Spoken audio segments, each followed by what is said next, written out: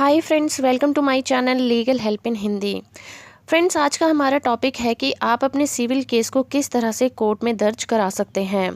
हम में से अधिकांश लोगों में कई बार आपसी विवाद के निपटारे के लिए कोर्ट की शरण में जाना होता है, जहां लंबे समय तक आपको वकीलों के आसपास चक्कर लगाना पड़ता है, जिसका मुख्य कारण ये होता है कि अधिकांश लोगों को कोर्ट की कार्रवाई के बारे में ज़्यादा कुछ पता नहीं होता।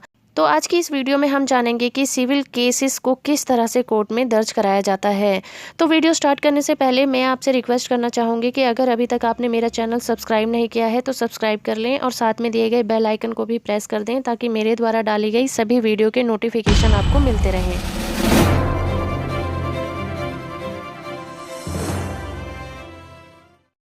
भारत में सिविल केस दर्ज कराने के लिए एक प्रोसीजर बनाया गया है। अगर उस प्रोसीजर को फॉलो नहीं किया जाता तो रजिस्ट्रार के पास केस को खारिज करने का अधिकार होता है। आम आदमी की भाषा में अभियोग का अर्थ होता है लिखित शिकायत या फिर आरोप।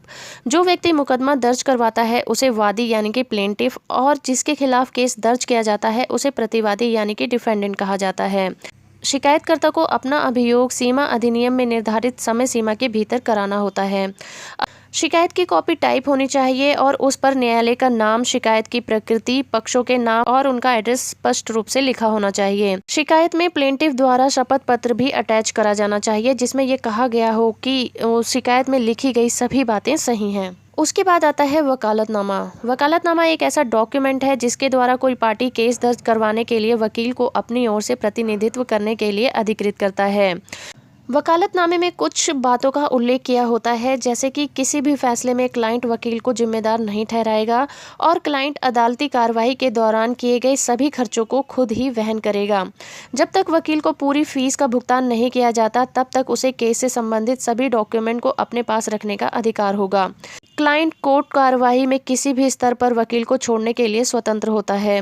वकील को अदालत में सुनवाई के दौरान मुवक्किल के हित में अपने दम पर निर्णय लेने का पूरा अधिकार होता है। वकालतनामा को पिटीशन की आखिरी पृष्ठ के साथ जोड़कर अदालत में रिकॉर्ड के रूप में रखा जाता है। वकालतनामा तैयार करवाने के लिए कोई फीस की आवश्यकता नहीं होती। हालांकि आजकल दिल्ली हाई कोर्ट के नियमों के अनुसार वकालतनामा के साथ 10 रुपये का अधिवक्ता कल्याण डाक टिकट लगाया जाता है। इसके बाद पहली सुनवाई के लिए प्लेंटिफ को एक तारीख दी जाती है। इस तारीख पर अदालत ये तय करता है कि कार्रवाई को आगे जारी रखना है या नहीं। अगर ये निर्णय होता है कि इस मामले में कोई सच्चाई नहीं है तो डिफेंडेंट को बुलाए बिना ही केस को खारिज कर दिया जाता है। लेकिन अगर अदालत को लगता है कि इस मामले में कोई सच्चाई है तो कार्रवाई आगे बढ़ाई जाती है। अब बात करते हैं कोर्ट के प्रोसीजर की। सुनवाई के पहले दिन अगर कोर्ट को लगता है कि इस मामले में सच्चाई है तो वो डिफेंडेंट को एक निश्चित तारीख तक अपना बहस दर्ज करवाने के लिए नोटिस देता है। डिफेंडेंट को नोटिस भेजने से पहले प्लेंटिफ को कुछ कार्य करने होते हैं, जैसे कि अदालती कार्रवाई के लिए आवश्यक शुल्क का भुगतान करना होता है और कोर्ट में हर एक डिफेंडेंट के लिए अपने पिटीशन की 2 कॉपियां जमा करानी होती हैं। मान लीजिए अगर 3 डिफेंडेंट हैं तो आपको पिटीशन की 6 कॉपियां जमा करानी होंगी। हर एक डिफेंडेंट के पास जमा किए गए पिटीशन की 2 कॉपियों में से एक को रजिस्ट्री डाक कोरियर के द्वारा भेजा जाता है, जबकि दूसरी कॉपी को साधारण पोस्ट द्वारा भेजा जाता है। कोर्ट में डिफेंडेंट के पास भेजे जाने वाले पिटीशन की कॉपियों को नोटिस जारी करने की तारीख के 7 दिन के भीतर जमा कराना होता है। चलिए अब बात करते हैं रिटर्न स्टेटमेंट की।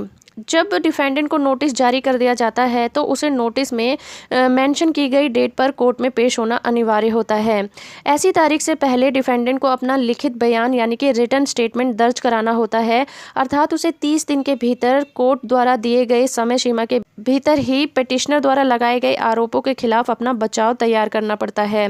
लिखित बयान में विशेष रूप से उन आरोपों को इनकार करना चाहिए जिनके बारे में प्रतिवादी सोचता है कि वो झूठ हैं।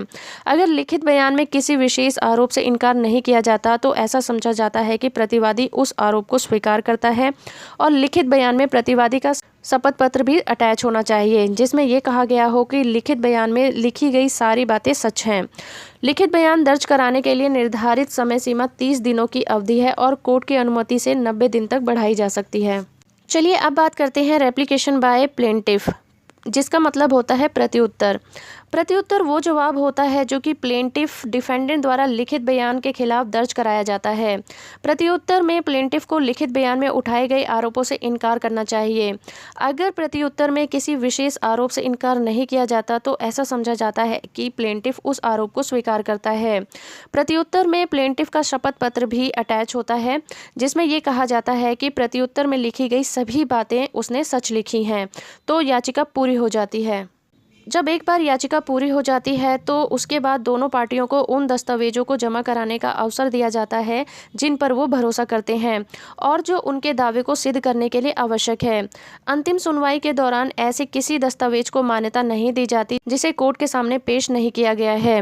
एक बार डॉक्यूमेंट स्वीकार कर लेने के बाद वो कोर्ट के रिकॉर्ड का हिस्सा हो जाते हैं और उस पर केस से संबंधित सभी तरह के विवरण जैसे कि पक्षों के नाम, केस का शीर्षक अंकित कर दिया जाता है। कोर्ट में सभी डॉक्यूमेंट्स की ओरिजिनल कॉपी जमा कर ली जाती है और उनकी एक कॉपी विरोधी पक्ष को दे दी जाती है। इसके बाद कोर्ट द्वारा उन सभी मुद्दों को तैयार किया जाता है जिसके आधार पर बहस और गवाहों से पूछताछ की जाती है। कोर्ट द्वारा मुकदमे से जुड़े विवादों को देखते हुए मुद्दों को तैयार किया जाता है और दोनों पार्टियों को मुद्दे के दायरे में बाहर जाने की अनुमति नहीं होती। अपना अंतिम आदेश पारित करते समय कोर्ट प्रत्येक मुद्दे पर अलग से विचार करती है और प्रत्येक मुद्दे पर अलग से निर्णय देती है। दोनों पार्टियों को केस दर्ज कराने के 15 दिन के भीतर या फिर कोर्ट द्वारा निर्देशित अन्य अवधि के भीतर अपने अपने गवाहों की सूची कोर्ट में पेश करनी होती है। दोनों पार्टियों को केस दर्ज कराने के 15 दिन के भीतर अपने अपने गवाहों की सूची कोर्ट में पेश करनी होती है। दोनों पक्ष या तो गवाह को स्वयं बुलाते हैं या फिर अदालत उन्हें सम्मन भेजकर कह सकती है। अगर कोर्ट किसी गवाह को सम्मन भेजता है तो ऐसे गवाह को बुलाने के लिए रिलेटेड पक्ष को कोर्ट के पास पैसे जमा कराने पड़ते हैं, जिसे कि डाइट मनी कहा जाता है। निर्धारित तारीख पर दोनों पक्षों द्वारा गवाह से पूछताछ की जाती है। किसी पार्टी द्वारा अपने स्वयं के गवाहों से पूछताछ करने की प्रक्रिया को एग्जामिनेशन ऑफ चीफ कहा जाता है, जबकि किसी पार्टी द्वारा विरोधी पक्ष के गवाहों से पूछताछ करने का प्रोसीजर को क्रॉस एग्जामिनेशन कहा जाता है। एक बार जब गवाहों से पूछताछ की प्रक्रिया समाप्त हो जाती है तो डॉक्यूमेंट्स की जांच कर ली जाती है और कोर्ट की अंतिम सुनवाई के लिए तारीख तय कर दी जाती है। अंतिम सुनवाई के लिए निर्धारित तिथि को दोनों पक्ष अपने तर्क प्रस्तुत करते हैं और दोनों पक्षों को अपने तर्क प्रस्तुत करते समय केस से रिलेटेड मुद्दों का ख्याल रखना पड़ता है। उसके बाद कोर्ट अपना अंतिम फैसला सुनाता है, जिसे या तो उसी तारीख को या फिर कोर्ट द्वारा निर्धारित किसी दूसरी तारीख को सुनाया जाता है। जब भी किसी पार्टी के खिलाफ कोई आदेश पारित किया जाता है तो ऐसा नहीं होता कि उसके पास कोई उपाय नहीं होता। ऐसी पार्टी अपील, रेफरेंस और रिव्यू के माध्यम से कार्रवाई को आगे बढ़ा सकती है। तो फ्रेंड्स, ये था आज का हमारा वीडियो कि सिविल केस को आप किस तरह से कोर्ट में दर्ज करा सकते हैं। उम्मीद करती हूँ आपको ये वीडियो पसंद आया होगा। अगर ये वीडियो पसंद आया तो लाइक और शेयर करना ना भूलें और अगर अभी तक चैनल को सब्सक्राइब नहीं किया है तो सब्सक्राइब कर लें और साथ में दिए गए बेल आइकन को भी प्रेस कर दें। तो फ्रेंड्स, आज के लिए इतना ही। मिलते हैं अपनी नेक्स्ट वीडियो में। तब तक के लिए थैंक यू वेरी मच।